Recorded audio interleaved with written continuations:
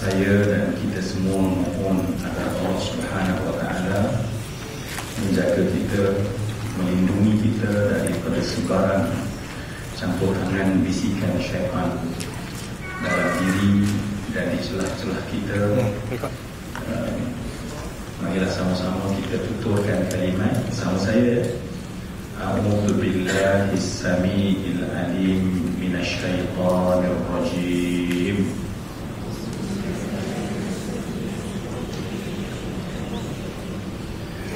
Dan kita sangat mengharap agar Allah Subhanahu wa Ta'ala melimpahkan sepenuhnya berkat kepada kita yang hadir dalam majlis ini. Maka di mukadimah ini marilah sama-sama kita tuturkan kalimat Bismillahirrahmanirrahim. Dan kita tambah sikit tuan-tuan yang biasa nak diajar supaya baca setiap kali tiga kali waktu pagi, 3 kali waktu petang. Kita baca sama-sama, terus ikut sama dengan Bismillahilladzi la yadurru ma'asmihi syai'un fil ardi wa la fis samai wa huwas samiul 'alim. Bismillahilladzi la yadurru ma'asmihi syai'un fil ardi wa la fis samai wa huwas samiul 'alim. Bismillahilladzi la yadurru ma'asmihi syai'un fil ardi wala fis samai wa huwas samiul 'alim. Nabi janji, bahkan Nabi memberi jaminan barang siapa yang membacanya 3 kali pagi, kata Nabi, 3 kali petang, seperti terdapat dalam hadis riwayat daripada Affan bin Uthman bin Al-Affan bin Al-As bin Amr bin Umayyah daripada Imam Muslim, dikeluarkan oleh Imam Muslim. Barang siapa membacanya, kata Nabi, la yadurruhu syai', tak ada benda yang boleh memudaratkan dia. Jadi kita harap Allah berkatkan kita dan tak ada kemudaratan yang akan datang kepada kita. Amin. Baik, semua yang dikasih sekalian juga sebagai mukadimah, dan inilah mukadimah dalam semua benda kehidupan kita. Bukan hanya hari ini. Tuan-tuan ingat, langkah kita mula dengan ta'awuz, langkah kita mula dengan basmalah, ya. Mungkin kita nak cakap dengan anak kita, ya, mulakan dengan ta'awuz sebab kita tak nak syaitan masuk campur dalam cakap kita dengan anak kita. Kita mungkin nak berkomunikasi dengan isteri kita, suami kita, kita tak nak syaitan masuk campur. Maka ta'awuz, ya, kalau Quran yang maha suci itu pun Allah minta kita minta jauh daripada perlindungan syaitan ini dari Allah. Tentulah dalam kalam-kalam yang biasa tersalah, terpijak ni, kita minta, ya. Yang ketiga tadi apa? Yang kedua dah sarapan ke belum? Tapi jangan risau, insyaAllah 10.30 kita akan break makan, ya. Jadi kembara kita memang mulanya makan, insyaAllah, ya. Jangan risau takut ada sekawan kata usahanya kembara spiritualnya kerana kami awal-awal lagi dah nak makan dah. InsyaAllah kita pihak Maju cuba supaya jangan ada halangan fizikal untuk perkara spiritual, rohani kita. Baik, kedua basmalah, jangan pernah lupa, ya, baca basmalah. Kemudian yang ketiga, jom kita praktikkan sama-sama. Ini praktik, tuan-tuan, ya. Bila kita catat hari ini, ya Allah, zakirni mimma nasi, ya Allah, jangan pernah jadi lupa benda-benda penting ini, ya. Sebab inilah kunci-kunci pintu berkat, ya. Kita sedang bercakap ni adalah kunci-kunci mafatihul barakah yang kalau kita jaga, bahkan kita yakin, ya. Sebab tadi bila saya katakan bahawa bila ketika anak Sayyidina Uthman, Affan bin Uthman, bagi tahu pada orang, barang siapa baca ini takkan siapa pun akan tertimpa padanya mudarat. Orang dengar rasa macam ada beberapa orang yang dengar buat muka,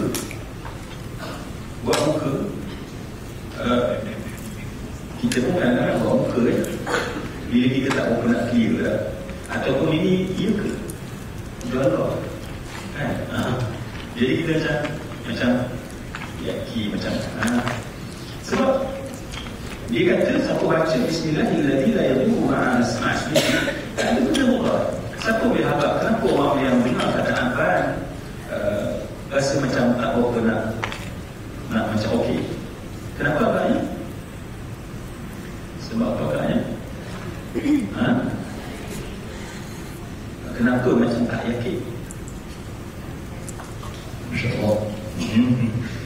Sebab dia anak Sayyidina Osman. Sayyidina Osman pun mati kena bunuh. So dia kata, ayahku bagi tahu pada aku kena baca. Tapi kalau betul dia baca tak ada masalah, kenapa dia kena bunuh? Nampak tak? Jadi orang macam sikit. Apa dia kata bila tengok muka orang macam tu? Dia kata, ayahku tak akan dusta, Nabi tak akan dusta. Tapi pada hari itu Allah lupakan dia. Jadi jangan lupa lepas ni. Nanti orang cerita pula, ini amal tapi hari itu dilupa. Maka berlaku hadat waqa. Baik, basmalah. Ini mukadimah tuan-tuan, saya minta saya cakap ni supaya ya Allah, inilah yang akan jadi hidup kita ya. Amin. Ya Rabbal Alamin. Sebab baca dah baca, tapi kadang-kadang kefahaman tentangnya yang mungkin kita perlu dalamkan. Yang ketiga kepada saya ialah kalimat.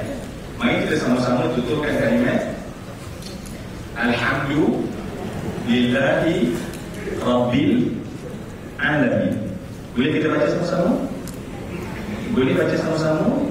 Cuma ya, satu permintaan daripada saya ialah sebab pernah tak kita puji orang? Kita pernah tak puji orang? Bila kita puji yang memang jujur, muka kita senyum ke masam? Kalau kita tak jujur, kita congratulations, muka kena nak tutup rasa tak.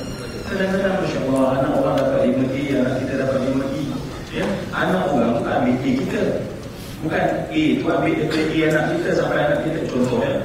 Tapi kenapa kadang-kadang kita congrat kat dia, tapi macam muka tak best? Sebab tak sincere, betul tak? Jadi semua yang saya katakan, Alhamdulillah, kena terbit daripada dalam yang paling memuji. Maka suatu dalam itu kena latih dan nampakkan pada wajah. Jadi suatu bila setiap kali kita menutur Alhamdulillah, mesti dengan senyuman. Ini praktik. Bangun tidur kan, kita bangun tidur ucap apa? Alhamdulillah Alladzi at'aman. Itu doa makan. Semua doa makan. Alhamdulillahilladzi ahyana. Betul tak? Ataupun kalau kita tak rasa panjang sangat nak cepat, Alhamdulillah. Tapi ingat, walau dalam gelap, tolong mulakan dengan senyuman. Senyuman yang paling manis hari itu. Jadi biasa dengar, kalau kita senyum, dunia akan senyum pada kita kan? Bila kita senyum, maka dunia akan senyum pada kita kan? Patutlah dunia tak pernah senyum pada kita, sebab kita tak pernah senyum pada dunia. So, dalam Islam sangat proaktif. Maka marilah sekali ini kita akan baca kalimat ini, dan selepas daripada ini, setiap kali kita baca Alhamdulillah, kita akan tarik wajah senyum sebab kita sincere nak memuji Allah. Baik, boleh? Boleh? Tapi sebelum tu kena tengok orang sebelah dulu, tolong dia minta please advise me kalau saya ni senyum tak apa manis. Sebab kadang-kadang kita rasa kita manis dah, tapi orang tengok, ya Allah, apa masalah ni? Okey, saya nak bagi masa lebih kurang carilah pair sikit untuk just check kita punya senyum tu manis ke tak. Saya akan buat audit dalaman lepas ni. Senyum tu manis ke tak? Jom. Okey, saya nak pergi lebih kurang dalam 5 saat. Tolong check dengan orang sebelah, saya punya senyum ni manis ke tak.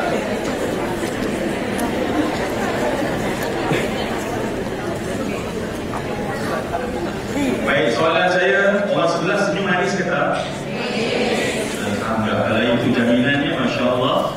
Tolong kekalkan manis ini, kalau boleh bukan hanya sekadar masa kita sebut Alhamdulillah, selama mana kita berada dalam taman syurga, maka kekalkan wajah yang manis, wajhun taliq.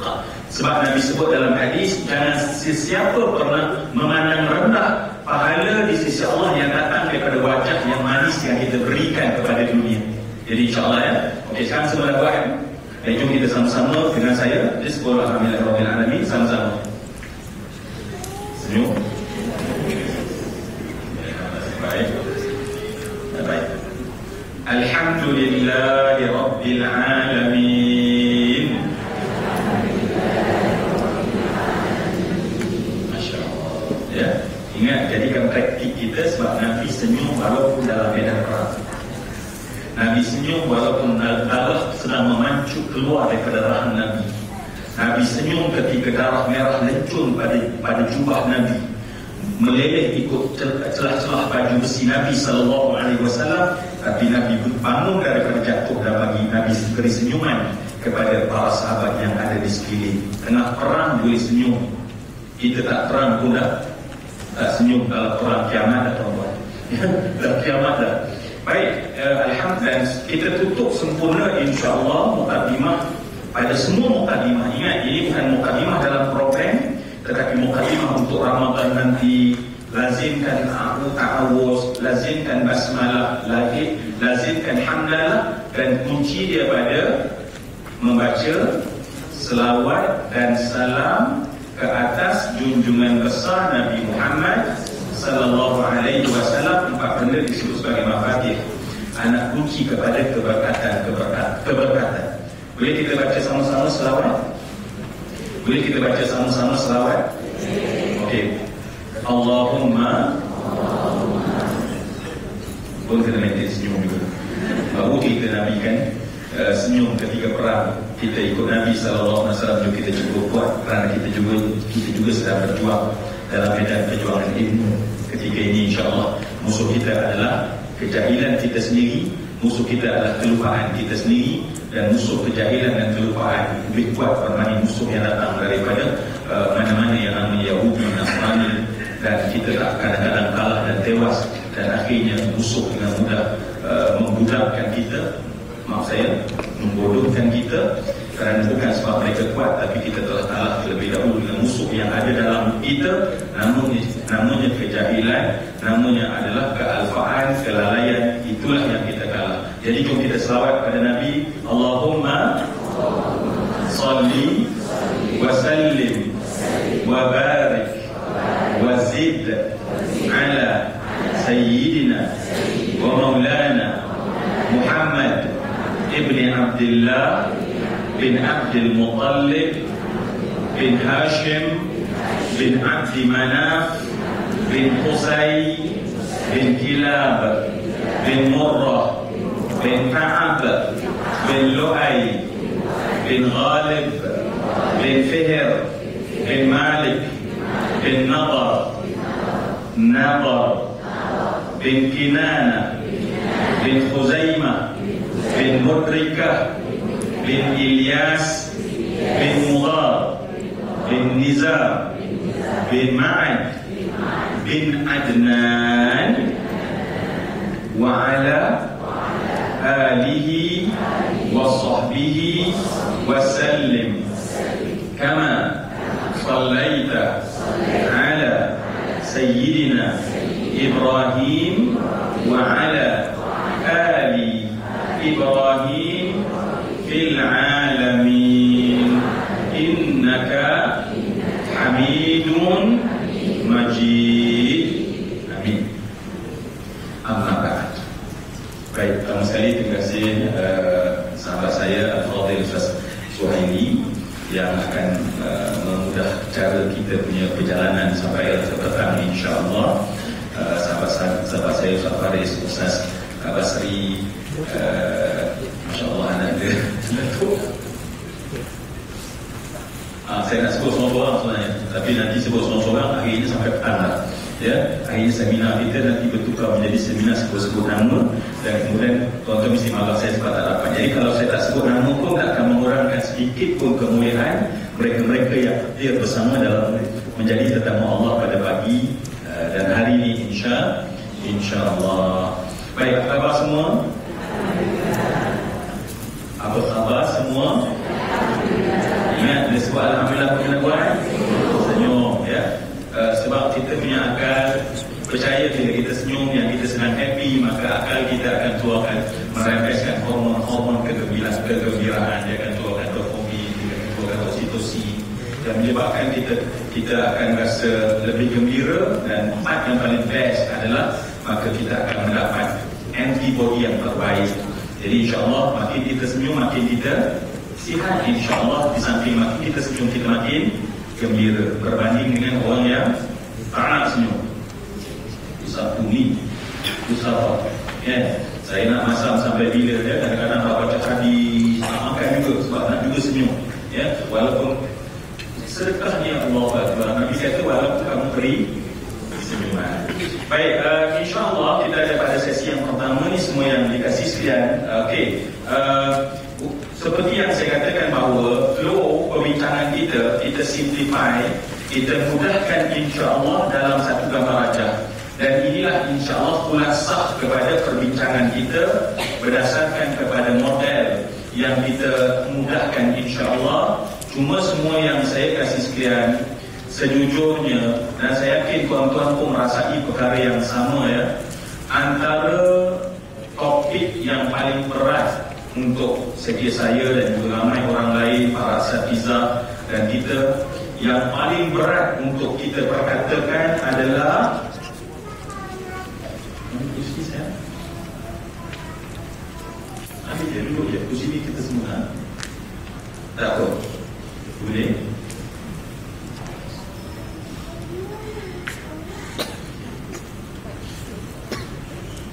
Okey. Kat mana tadi?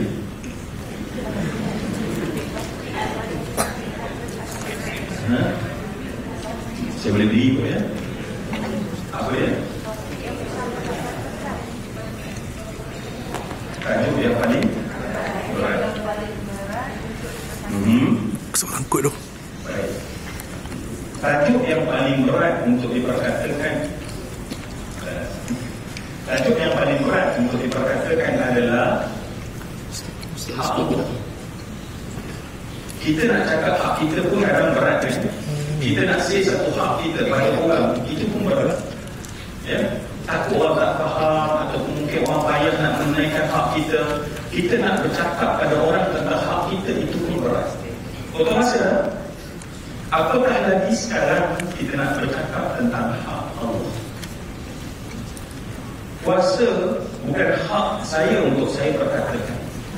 Puasa bukan hak ulama untuk ulama perkatakan. Tetapi puasa adalah hak Allah. Puasa adalah hak Allah dan tak ada siapa boleh kacau. Apatah lagi Allah dalam banyak ibadat Allah sebut secara khusus fa inna sawma li. Allah kata puasa itu untukku, kata Allah. Nah, itu saya sebenarnya ada satu buku saya. Baik. Sebenarnya ada golongan. Ingat apa dia? Sesungguhnya puasa adalah untukku, kata Allah. Jadi bila untuk Allah Subhanahu wa ta'ala, Masya Allah, bila saya perkatakan, saya kena ingat bahawa ini bukan hak engkau seorang ini. Kamu sedang cakap hak Allah. Dan bila tuan-tuan mendengar tentang puasa, itu bukan hak kita nanti akhirnya, tapi dia tetap kekal dari hak Allah Subhanahu wa ta'ala. Jadi bila kita rasa hak Allah dan dia berat, marilah kita sama-sama bermohon doa kepada Allah Subhanahu wa ta'ala. Jom kita baca tasbih sama-sama. Boleh ke tuan-tuan? Saya kalau boleh tuan-tuan, kita kan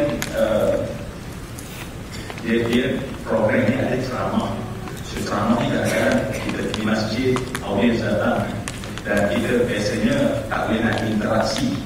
Tapi kali ini tuan-tuan, kita datang ke program ni memang totally interaksi. Jadi tuan-tuan jangan rasa macam ngilu untuk kadang-kadang nak buat interaksi dan memberi respon. Ya?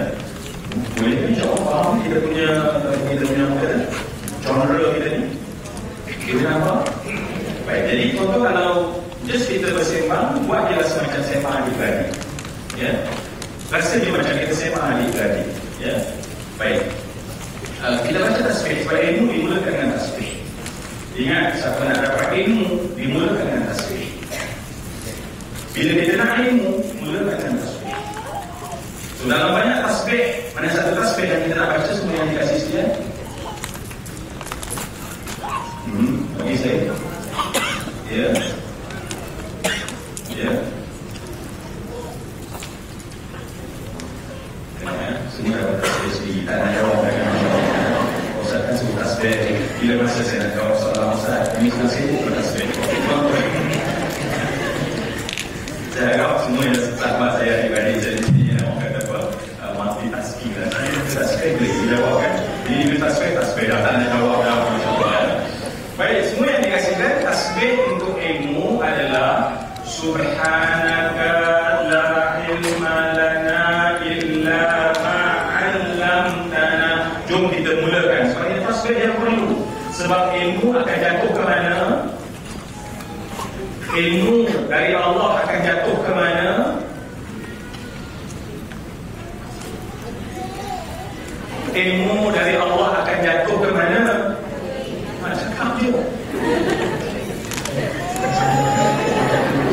Jangan rasa teruk tuan-tuan. Di kalangan semua ni, saya paling teruk. Jadi kalau saya paling teruk, tuan jangan risau. Ya? Teruk. Tapi tak boleh yakin. Tingkatkan kita punya confidence level kita. Kita usah tambah ikut. Tak ada siapa salah, tak ada siapa betul dalam ni. Sebab kita sedang cari Allah Subhanahu Wa Taala majlis sini. Sebab hati kita sedang sesat, kita tak jumpa Allah. Sebab wish kita tak sama macam wish yang kita datang tadi. Baik, semua yang saya kasihkan, jom kita baca tasbih ini, kita gemakan insya-Allah. Subhanaka la ilma lana illa ma 'allamtana innaka anta al-alim al-hakim. Cuba selagi, ya. Sebab ilmu jatuh pada hati. Hati hanya hati yang bersih.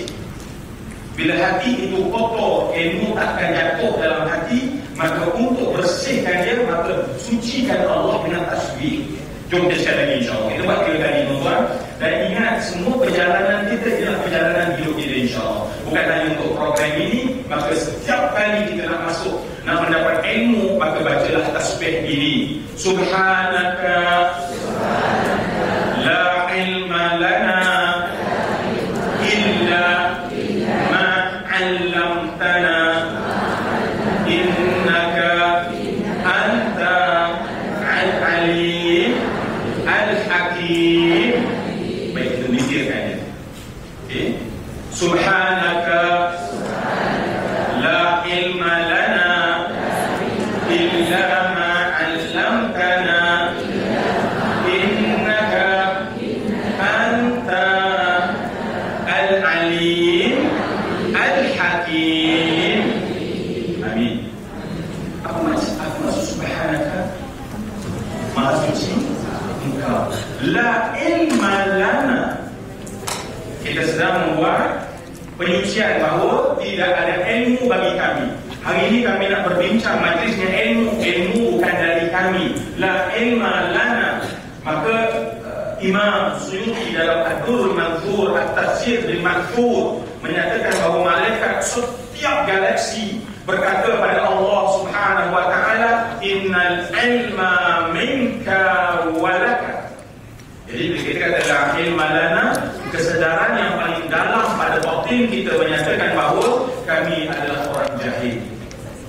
Kami hamba-Mu yang jahil, ya Allah. Kami hamba yang jahil mengharapkan Engkau curahkan kepada ilmu, dan ilmu yang ada dalam hati semuanya adalah dari Engkau, ya Allah.